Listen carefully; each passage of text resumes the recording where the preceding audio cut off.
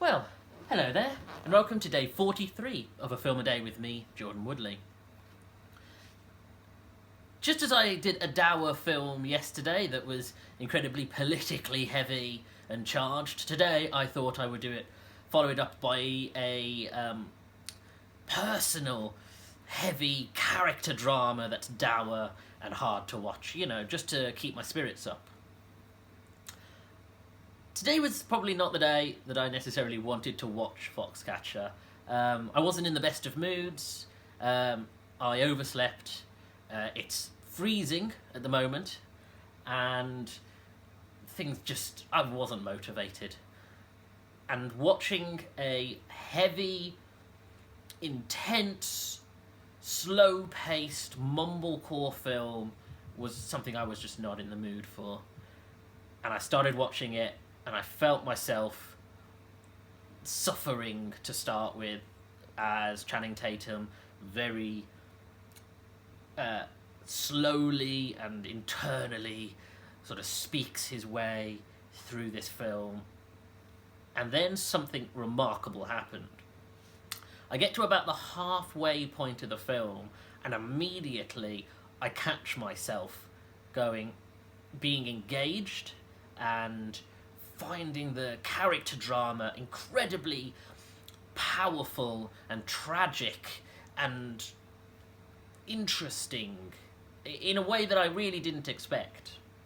I remember at the time when Foxcatcher came out in 2014, that was when I'd started to do film reviews, and it was on the list of must-sees because it was nominated for 5 Oscars, for Best Director, for Bennett Miller for Best Actor, for Steve Carell for Best Supporting Actor, for Mark Ruffalo, Best Screenplay, and one other I forget. But it was something that very much was in my wheelhouse and something I thought I'd need to see. And at the time, maybe I wasn't in the mood either, but I ended up missing it. And then thinking I must go back and watch Foxcatcher. People talk about the performances in Foxcatcher as if they are something of film history. And so, but time passed. And now I'm sat here and I realise, yes, I should have watched Foxcatcher back then. Although, perhaps maybe I needed the time and the nuance to understand the weight and heaviness behind it. So, the film is about Mark and Dave Schultz, and their coach, John Dupont, who, and this is based on a true story, they were both Olympic wrestlers, with John Dupont coaching primarily Mark, although Dave was involved in training the team, and the tragedy that surrounds the relationships between these 3 men. I feel that Channing Tatum has had a bit of a rough go of it in terms of his career. People sort of categorise him in the same conversation as you would someone like The Rock, Vin Diesel, Schwarzenegger, Stallone, if you're going back. Although maybe Stallone is a good comparison. Insofar as Channing Tatum is not just an action movie actor, blockbuster, but because of his look, because he has the right look and build for a more traditional blockbuster, and some of his early choices, including that terrible G.I. Joe Rise of Cobra film, or even things that are really good like 21 and 22 Jump Street, people think of him, or even Magic Mike, which is a personal story to him, but people associate him with being this beefcake, eye candy, not much going on, but he has the physical ability to play those sorts of roles. And I was aware before, and this compounds the fact that I think Channing Tatum is a much more nuanced and much more powerful actor than anyone, even to date, has given him credit for. The film opens with Mark, really, rather than John Dupont or Dave. And you think that this is going to be a character piece about him. And what Channing Tatum does is make you understand how someone who is an Olympic level athlete, someone who has, there's nothing wrong with him in terms of, you know, he went to college, American college, so that would be university. He's, you know, Olympic level. He's at that peak of his ability, but he's overshadowed by his brother, who is a more successful athlete. He's quite isolated, and there's just something tragic about him, something painful. And I think Channing Tatum really carries that and internalizes it in a way that yesterday I was crediting Andrew Garfield for really showing a lot by not showing much in his performance. Steve Carell, similarly. Steve Carell is known for non-comedic performances, but he's still somewhat overshadowed by his more well-known comedic performances. But he really makes this unsympathetic, almost crazed character quite complex. The relationship between Mark Schultz and John Dupont it's complicated, and I think of if yesterday was with 99 Homes was more of a Greek-style, modern Greek-style tragedy, today with Foxcatcher is more like a Chekhov Russian tragedy. There's something Cherry Orchard or The Fall of the House of Usher about this, where it's about the corrupting power, not even corrupting, but the erosive power of old American money. These people who live in these lavish homes and don't really know what they're supposed to be doing with themselves, but they feel this sense of self-importance and that they want to be something great to their nation.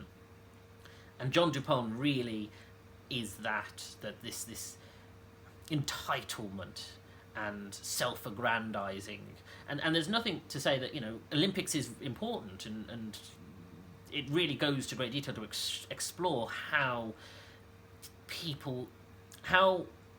the financial and training structures of the Olympics is quite intricate, but it requires someone like a John Dupont who has the wealth and the time to dedicate to it.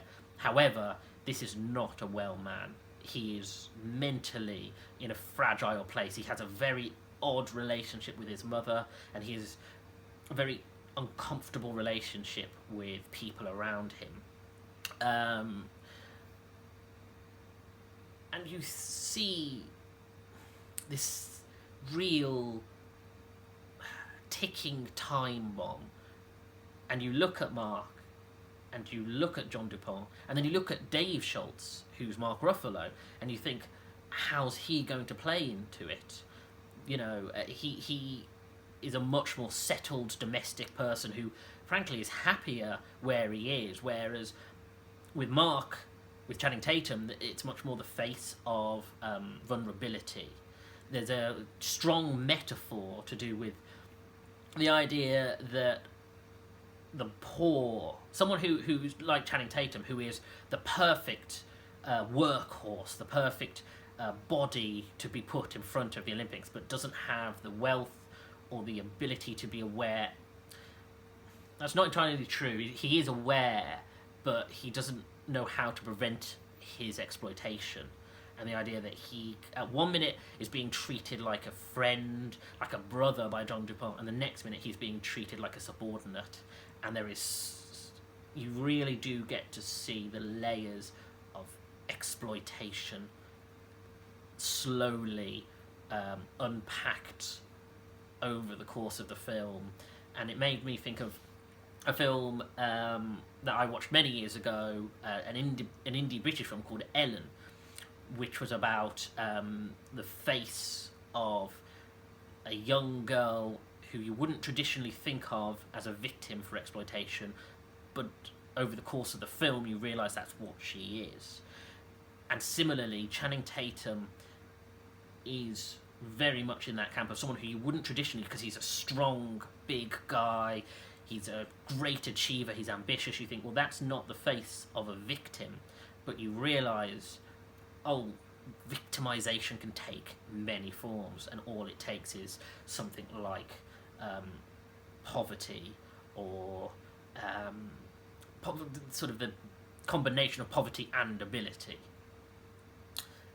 And so you watch this film and you don't know, you can see, like with a Russian tragedy, you see the pieces lining up, but you don't know how exactly this is going to hit. And you think you do. You have ideas of, oh, this is where the tragedy is going to come, and it lays out practically Chekhov's gun for you. But when it finally does pay off, when it finally does reveal the depths of the tragedy, it really does come out of a place that you go, oh, I didn't see it panning out like that, but yes, it makes perfect sense that this is what would happen. And I do think it's a very powerful film. The only thing that's remarkable is we did a bit of reading about it after watching the film, both me and my fiancée Helen, and it turns out that the real life events are even wilder than what we see in the film. The film is actually rather toned down. It makes the characters more relatable and more I wouldn't say normalised, but you can see sort of the subtext, the subliminal unhappiness and mental health red flags, when in fact reality is sometimes stranger than fiction, because those indicators are significantly more obvious in real life. Because of this, I am excited to go and watch the Foxcatcher documentary that was made by Netflix, so I'm going to go and find that. Possibly, I might push that ahead in my schedule soon-ish, maybe next week sometime, we'll see. I do think this is a remarkable film and a powerful character drama, and I can see why it was up for awards nominations at the time. I really recommend it. It's got some really powerful performances, and like I said, I didn't start today in particularly the best of moods, but I don't know, it seems the depressing character drama seems to have put me in a better mood. Who knows? Anyway, I'll see you again tomorrow. Take care.